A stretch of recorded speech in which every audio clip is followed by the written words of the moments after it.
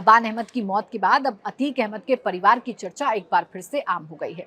तो आइए आपको बताती हूँ कि अतीक अहमद का परिवार जो है वो कितना बड़ा है और इस परिवार में कितने गैंगस्टर थे और उत्तर प्रदेश में योगी की सरकार आने के बाद कैसे धीरे धीरे करके अतीक अहमद का पूरा साम्राज्य खत्म हो गया, अतीक अहमद का आतंक खत्म हो गया और अब अतीक अहमद का पूरा परिवार भी खत्म हो रहा है।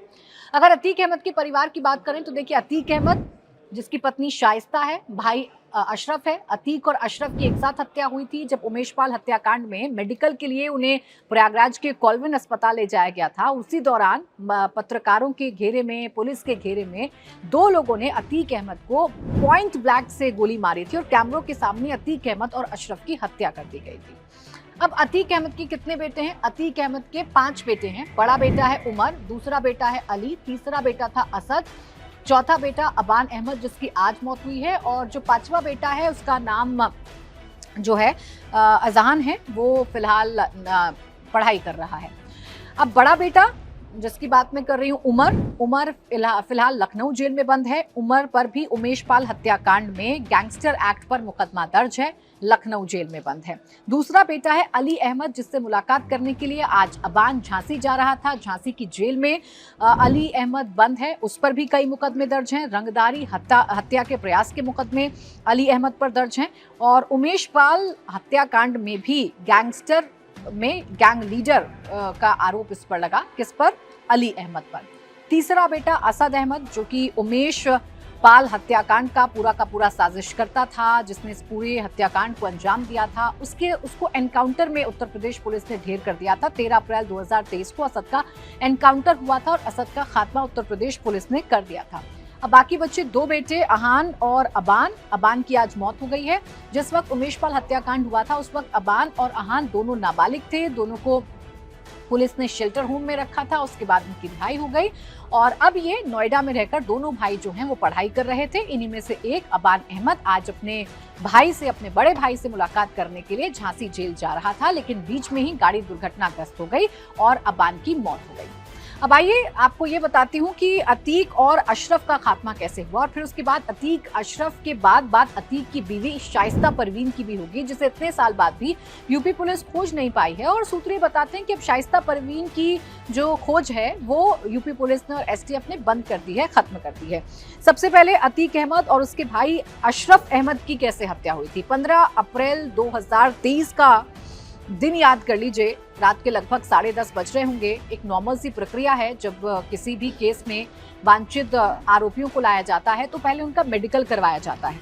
मेडिकल करवाने के लिए ही अतीक और अशरफ को प्रयागराज के कॉल्विन अस्पताल ले जाया गया था।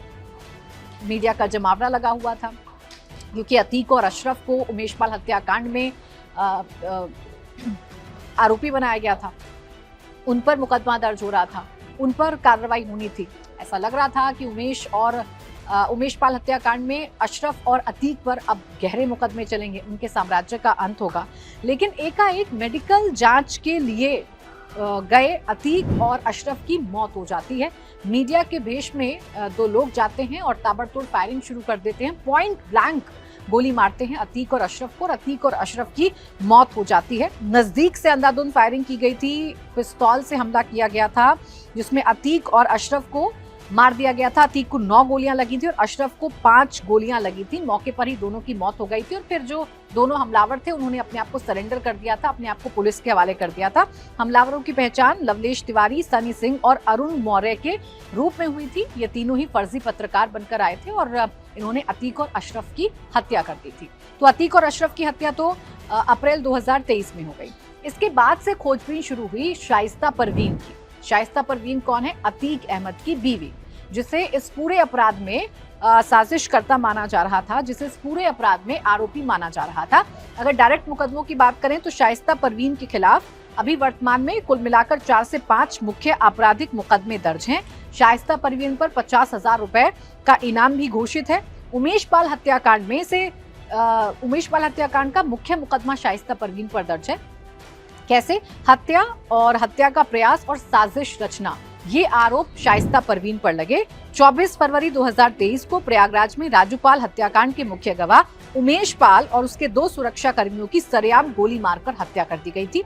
उमेश पाल की पत्नी जयापाल की शिकायत पर दर्ज एफआईआर में शाइस्ता परवीन को नामजद आरोपी बनाया गया था। पुलिस जांच में पता चला था कि अतीक के जेल में रहने के दौरान शाइस्ता ने इस पूरी हत्या की साजिश को अंजाम दिया, शूटर्स का अरेंजमेंट किया।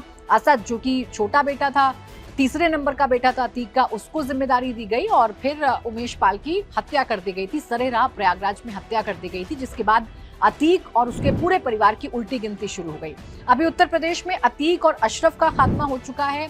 दो बेटे जो हैं अली और उमर, ये फिलहाल दोनों जेल में बंद हैं और जो अकूत संपत्ति आतंक के दम पर अतीक ने कमाई थी या कब्जा करके बनाई थी, वो कब्जा उत्तर प्रदेश में लगातार हटवाया जा रहा है। अतीक की सारी प्रॉपर्टीज को नेस्ता नाबूद किया जा रहा है और पहल उत्तर प्रदेश सरकार ने ये की है कि अतीक के जो अवैध कब्जेदारी वाली जमीन थी उनको खाली करवाकर वहाँ रेजिडेंशियल एरिया बनाया जा रहा है, वहां पर घर बनाए जा रहे हैं और उन घरों को दिया जा रहा है गरीबों को।